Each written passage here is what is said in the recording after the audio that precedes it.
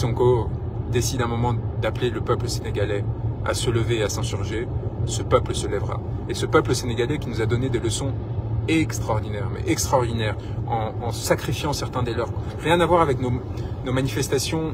assez similaires avec celles des Gilets jaunes, avec cette force supplémentaire qui n'ont pas hésité à perdre certains des leurs. On pense et on rend hommage aux 14 martyrs de mars 2021 et aux quelques-uns qui sont tombés depuis. Là, je parle des morts, de jeunes morts pour avoir lutté pour la dignité de cet homme, pour le protéger à travers lui de tous les espoirs d'une population. Mais aussi les centaines de personnes arrêtées, militants du PASTEF, manifestants simples, personnes qui ont dénoncé la corruption, qu'on essaie d'écraser par tous les moyens, y compris donc M. Sonko qui est dans l'impossibilité de sortir de son domicile depuis des mois, qu'on a essayé d'agresser, qu'on a traité physiquement d'une façon extraordinairement violente, et qui aujourd'hui a cette capacité à demander au peuple sénégalais de se lever pour mettre fin à cette injustice et cette barbarie, et qui, j'en suis convaincu, n'hésitera pas à le faire si jamais on finissait de l'éliminer judiciairement. Alors, quel est le rôle d'un avocat là-dedans? Évidemment, porter la parole de son client, qui a une voix assez puissante pour n'avoir besoin de personne d'autre pour le représenter, mais simplement essayer de le protéger à travers la position institutionnelle qui est la nôtre. C'est pour ça qu'ils m'ont interdit territoire au Sénégal. Je vous invite à descendre sur mon profil pour voir quel prétexte avait été utilisé par le ministre de l'Intérieur, qui avait fait un communiqué assez désolant en justifiant du fait que j'avais dit de Macky Sall qu'il pourrait devenir un tyran s'il finissait par éliminer M. Sonko, et en disant que son excellence Macky Sall, qui n'était pas tolérable qu'il soit ainsi qualifié. Vous voyez le ridicule dans lequel on est tombé dans un pays qui a une tradition démocratique extraordinaire et qu'on essaye d'écraser. Et donc, M. Sonko, à travers lui, en fait, c'est pas seulement le peuple sénégalais qui est en jeu, c'est aussi une idée du politique. Une idée politique et la possibilité pour les peuples, l'espoir pour les peuples de s'émanciper. Et cette force-là, il nous appartient de les protéger en créant un internationalisme qui ne soit plus comme avant une forme d'ingérence. Je donne mon écho, pardon, je paye mon péage à ces chères sociétés privées qui nous pillent grâce à l'État et à nos grands dirigeants politiques qui ont privatisé les autoroutes en France. Pour ceux qui nous écoutent d'ailleurs, sachez que c'est l'un des grands sujets de corruption. C'est des milliards qui sont volés chaque année aux Français, et à travers cette privatisation des autoroutes que rien ne justifiait. Donc voilà, pardon, j'en passais par là. Ce que je voulais dire, c'est que cet internationalisme qu'on doit recréer, on doit en finir avec les sorciers blancs, avec les ingérences, avec les tentatives de déstabilisation. On a vu, par exemple, on découvre dans les documents que j'ai révélés, là aussi ça n'avait pas été relayé, que la Russie s'est mise aux méthodes de la CIA. C'est intéressant, hein, parce que ça permet de comprendre que la nature du pouvoir, par définition, est sale. Et quand vous avez trop de pouvoir, quoi qu'il arrive, vous en abusez. Et qu'ils avaient mis en place des centres de formation aux manifestations via la Turquie, dans des pays des ex-républiques soviétiques, en l'occurrence en Moldavie,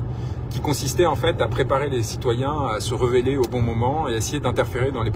processus politiques locaux.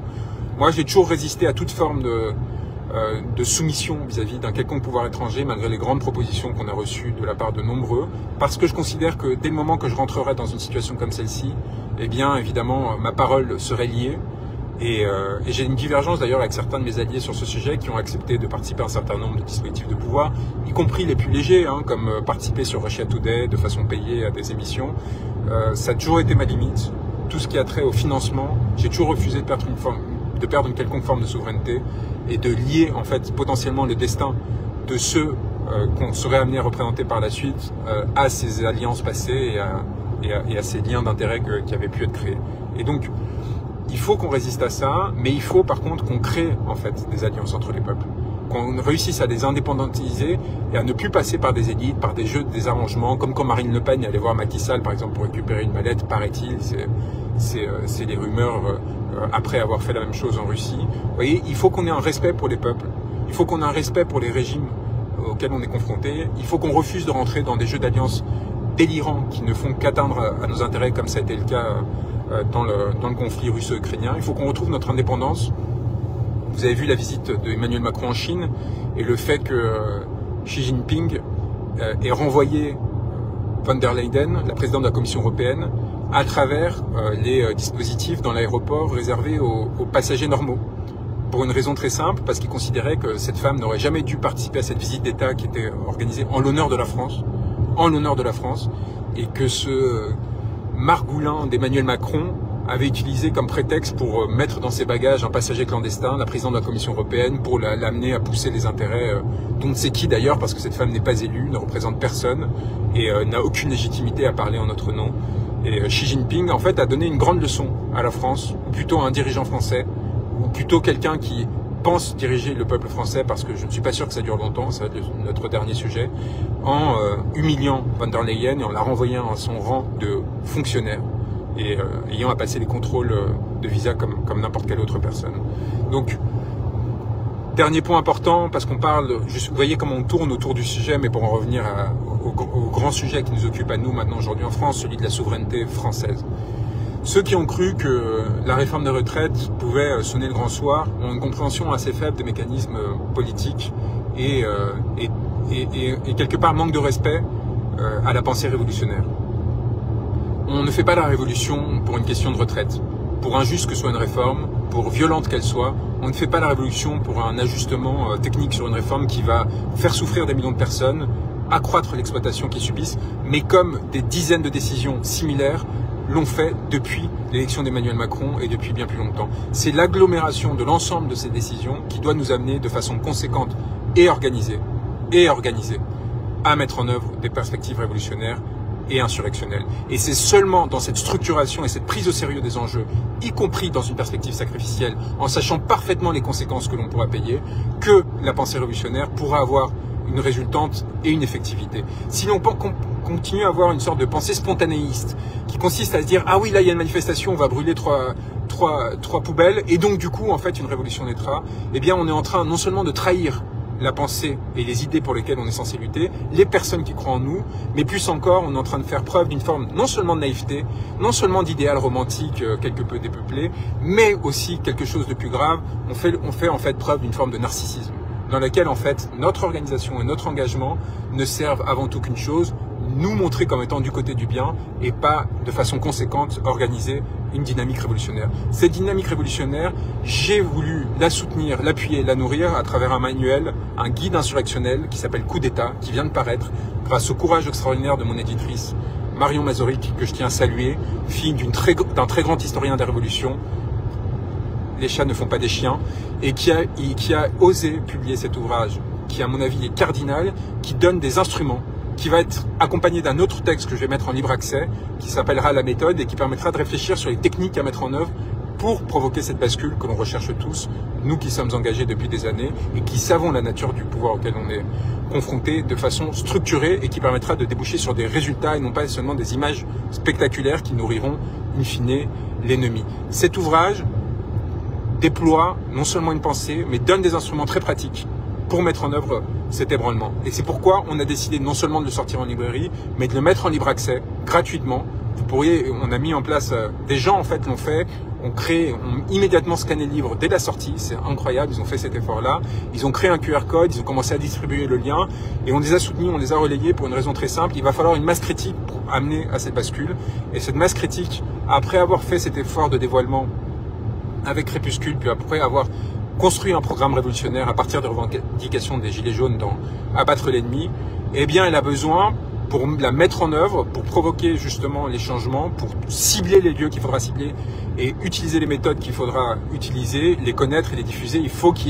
justement que ça tourne. Et il faut absolument que vous nous aidiez en faisant tourner cet ouvrage, que ce soit sa version physique ou sa version en ligne, gratuite, pour qu'un maximum de personnes soient au courant et qu'à partir de là, elles s'organisent en groupuscule pour le moment venu, au moment où il faudra justement, où il y aura une masse critique suffisante de Français pour justement créer un rapport de force avec le pouvoir, eh bien provoquer une bascule qui ne se contentera pas d'obtenir telle ou telle décision favorable, parce qu'on voit bien, l'objectif des syndicats qui essaient de nous appeler au 1er mai en se contentant du 1er mai, ou un certain nombre de forces politiques qui consistent juste à obtenir une décision favorable. L'espoir même qui était placé dans ce Conseil constitutionnel dit quelque chose de l'absence de radicalité et même de pensée politique de ces gens-là.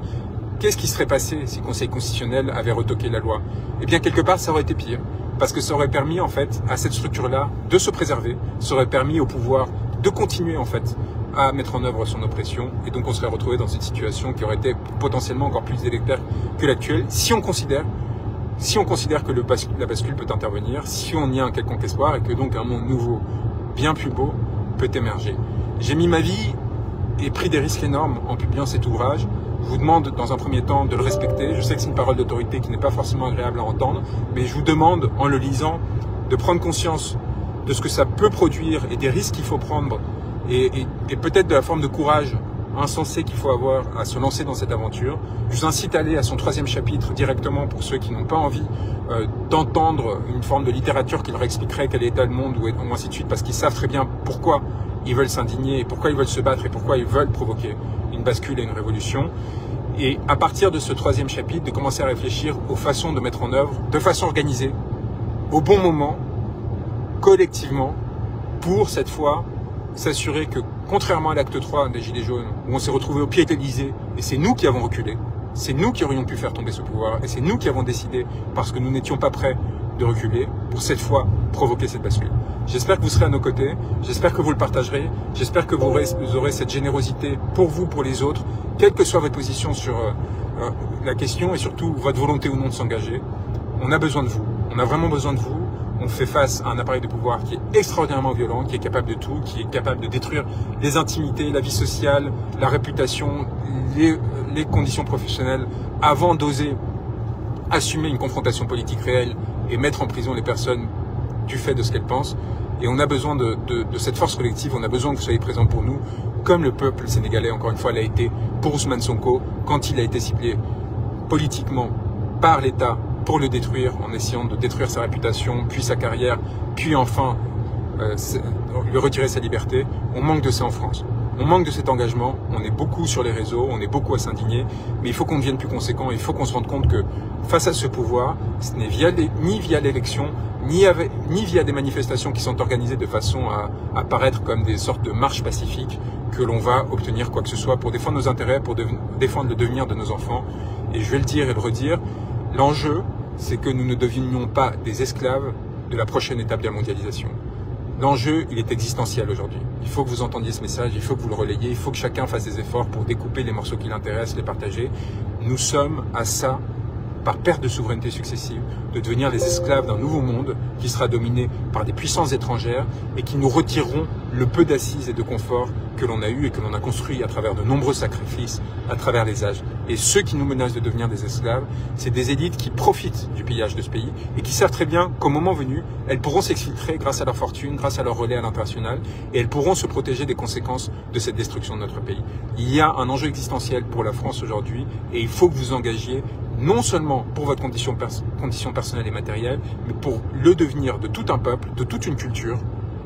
qui est aujourd'hui menacée d'annihilation, et évidemment pour nos enfants et pour ceux qui nous succéderont. Je vous embrasse très fort, j'espère que vous serez nombreux pour nous accompagner, pour nous soutenir, parce que contrairement à d'autres, on ne cède pas à la facilité, on tient un discours qui est raisonnable, qui est fondé sur les faits, on se bat pour continuer à être en contact avec les institutions. J'ai réussi à arracher une victoire contre le Conseil constitutionnel en faisant annuler une élection il y a 2 mois, en plaidant notamment l'abstention trop élevée. Donc on continue. J'ai plaidé devant Fabius et Juppé, on continue en fait à se mettre en première ligne, à la fois dans les manifestations, y compris aux côtés de ceux qui sont le plus exposés, et on m'y a vu et on le sait, mais aussi dans les institutions pour pouvoir continuer à vous rapporter et à vous donner des éléments de compréhension qui vous permettent, sans fantasme, de façon très objective et vérifiée, de vous appuyer sur nous en tant que sentinelles pour pouvoir construire votre pensée politique et éventuellement votre émancipation. Mais on a besoin en retour que vous aussi, vous deveniez nos sentinelles, que vous aussi surveillez ceux qui nous surveillent et que vous nous protégiez lorsque l'on en aura besoin. Je vous embrasse très fort, je pense à vous et je suis très optimiste pour les mois qui viendront, avec ou sans nous, quel que soit mon devenir personnel. Seule la lutte libère, comme nos compagnons sénégalais le savent. Pensez.